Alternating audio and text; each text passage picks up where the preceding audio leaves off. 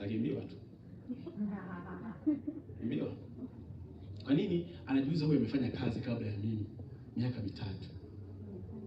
Ndio godoro liko chini. Eti kwa sababu ni mwanaume ndio wewe unashuka moja. Eti kwa sababu ni mwanaume ndio dirishani pasiwe na pazia. Eti kwa sababu mimi ni mwanaume. Ndio kwa sababu mwanaume basi ndio uwe na usiwe na singlet. Au sababu ni mwanaume ndio usipendeze. Anakuja anakuambia, "Tatu wana hivi na hivi, vipi kuhusu mahali?" Ndio nasikizia mchongo hapa. Anajiuliza miaka 4 yote haukuwahi kuniwazia mimi kwamba niweke hata angalau hela ya posa. Leo unakuja hauna jiko la gesi. Sawa, mama ntilio hapo ndio usinunue hata gesi yako ndani. Basi acha ikae hata miaka 2 na basi hiyo gesi. Umeelewa wewe? So umri tu unakimbia afu mipango haikimbie. Sasa utakuwa unatembea kwenye vyumba vyenu. Nikiona una kitu tunaandikishana. Ndani ya miezi mingapi tutakuwa na hicho kitu? Aibu.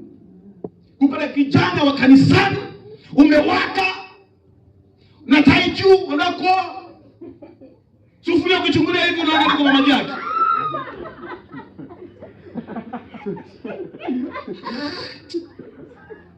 Ndio maana wadada hata walio hapa ambao hawajaolewa hata thubutu kusema nitampenda kijana wa kanisani. Kwa nini? Anakujua.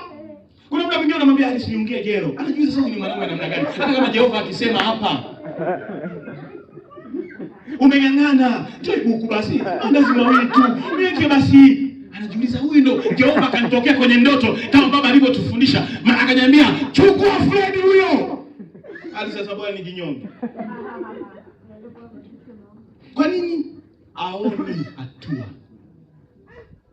Lazima uoneshe hatua za kimwili ambazo zinaweza kumpelekea mzee wa kanisa akamtafuta hata binti wa TAG akamwambia pale kanisani kuna kijana anaitwa Fred. Licha ya kunena kwa lugha tunaziona na hatua zake. Amen. Kama unafikiri kunena kwa lugha ndio kunaoa, sawa. Utakuta kama mwanamke kamekaa. Maliza kuomba atakala maandazi. Mungu ataleta kunguru. Na kunguru wa sasa hivi sio kama Elia. Kunguru wa sasa hivi sio tu nyama, anapita na kikombe kiacha nje. Kunguru wenyewe wamevurugwa. Usijipe tu imani Mungu ataleta kunguru. Fanya kazi. Fanya kazi. Mimi kijana ambaye kazi na timu kanisani pangu. Sitaki kabisa. Sababu unajua kesho unakuja kujaibisha. Kale kadada tu kufundisha ndoa anakuja kila siku, "Baba, ongea na mume wangu, hii siku ya 3 hatujala." Mpo kwenye mfungo.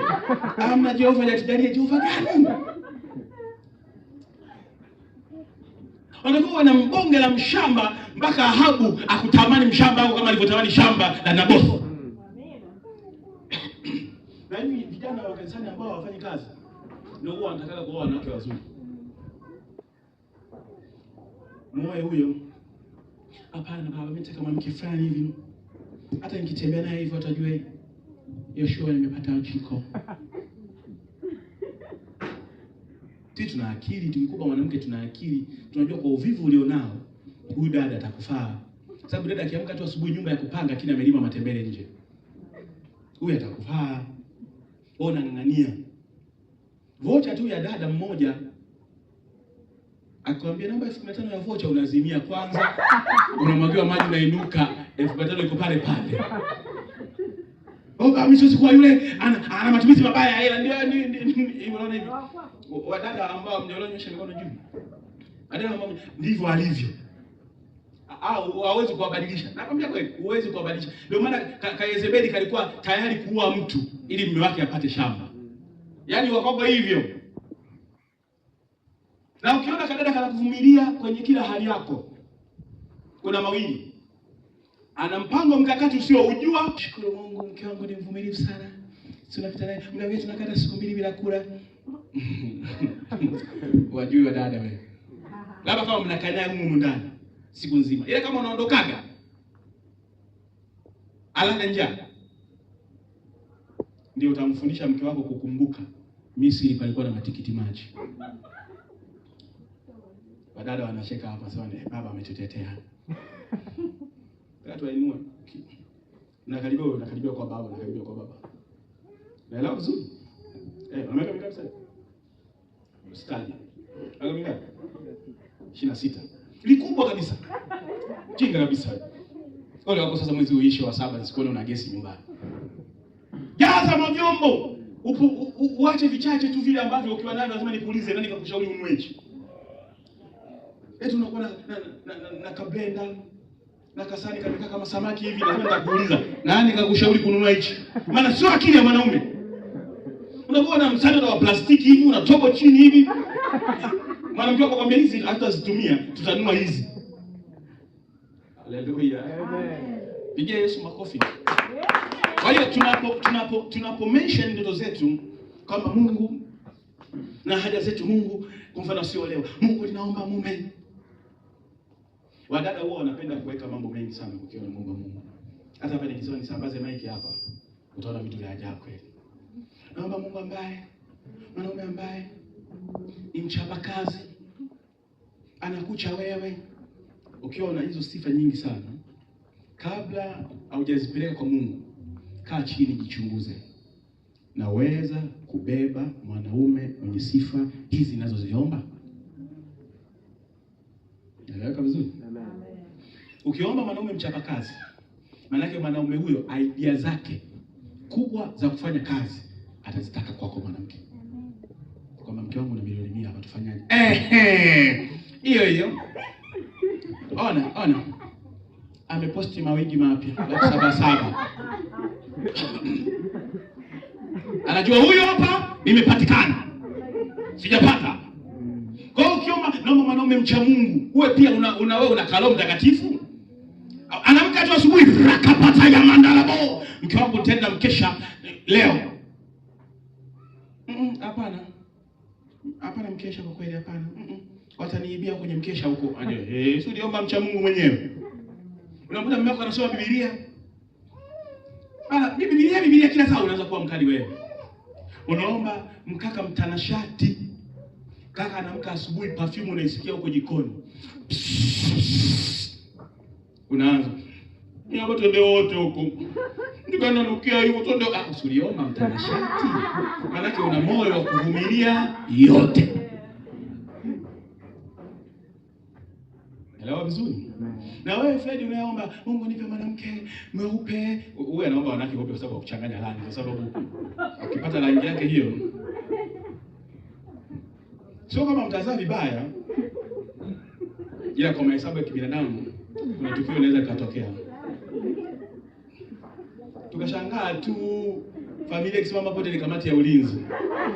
Hamna hata mmoja anapewa kazi ya mapokezi. Kwa hiyo huyu anaombaga mwanamke mweupe.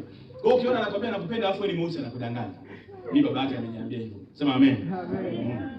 Mungu naomba mwanamke mweupe. Mzuri. Una moyo sasa. Kwa sababu kakija kadada kwa watu keupe, ni lazima utunze huo weupe usipungue.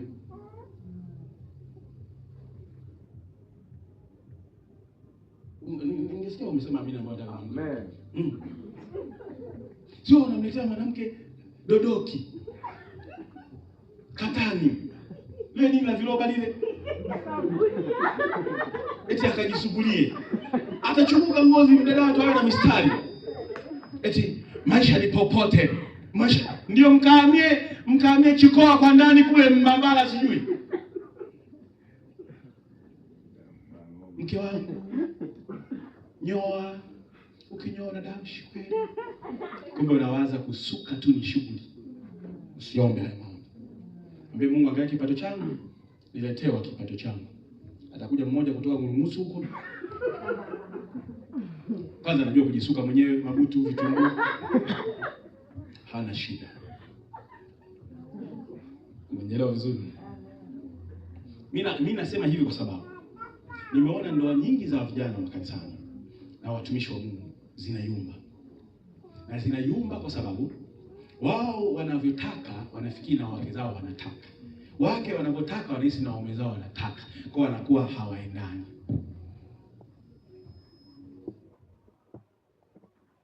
Siku moja utaelewa kwamba mwanamke hawezi kabisa kuogea sabuni imeandikwa jamaa.